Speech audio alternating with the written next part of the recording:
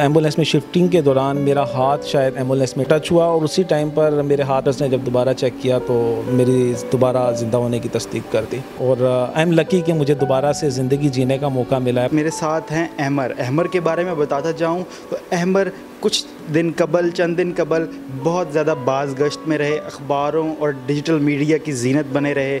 खबर कुछ यूँ शाया होती है कि मरता हुआ नौजवान दुआएं रंग ले आईं और वो दोबारा अपनी ज़िंदगी की तरफ लौट आया। तो तमाम तर तफसीलात जानते हैं ख़ुद अहमर की ज़ुबानी। एक्चुअली मैं एक FMRJ हूँ, प्रोफेशनल होस्ट हूँ, तो मैं एक होस्टिंग के सिलसिला में इवेंट होस्ट करने के लिए कराची में मेरा आना हुआ।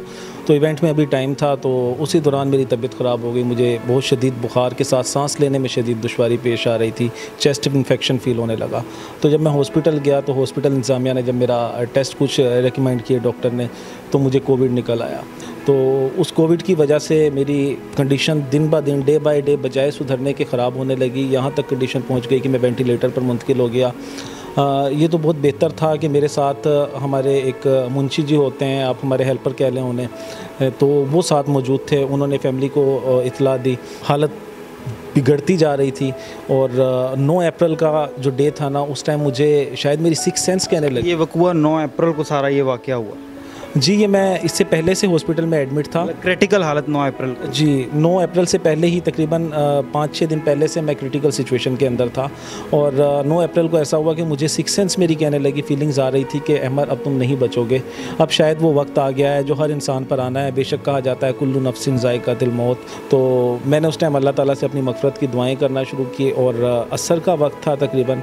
मुझे फीलिंग आने लगी कि मैं अपने पाँव को मूव नहीं कर पा रहा हूँ और कुछ निकल रहा है मेरे अंदर से जैसे।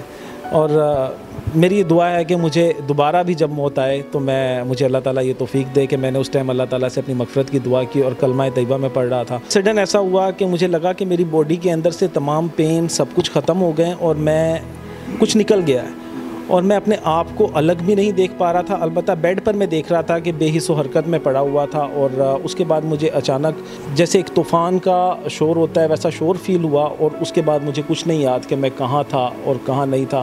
कि डेथ को डिक्लेयर किया गया आपके वालिदैन ने। मैंने सुना है कि आबाई इलाके में आपकी कब्र का भी इंतज़ाम हो गया, फिर अचानक खबर आती है नहीं जी नहीं, अहमद अभी बाकी है। ये क्या था ज़रा सारा सुनाएं। जी, उस टाइम मेरी डेथ को डिक्लेयर कर दिया गया। डॉक्टरों ने तसल्ली कर ली कि डेथ हो चुकी है और मेरा ताल्लुक़ मुल्तान से है तो वहाँ पर मेरी तदफीन का बंदोबस्त हो चुका था और कोविड पेशेंट था, ज़्यादा टाइम रख नहीं सकते थे। तकरीबन 3 घंटे का टाइम गुजर चुका था बताते हैं।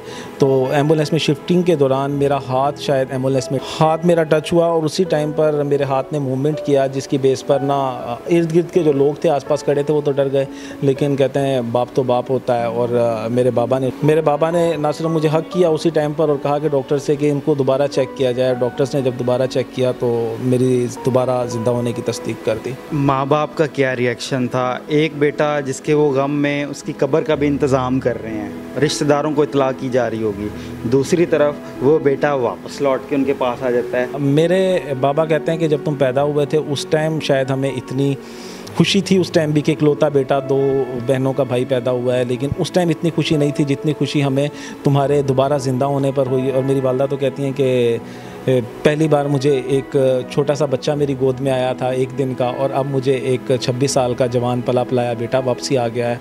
और बल्कि मैं ये कहना चाहता हूँ कि ये जो मोमेंट था, जो सिचुएशन थी, ये किसी के ऊपर भी नहीं आनी चाहिए और आई एम लकी कि मुझे दोबारा से ज़िंदगी जीने का मौका मिला है। पता नहीं अल्लाह ताला ने मुझसे क्या काम लेना है। बेशक अल्लाह हर चीज़ पर कादिर है और हमें अल्लाह ताला के करीब रहना चाहिए और अपनी मौत को हमेशा याद रखना चाहिए।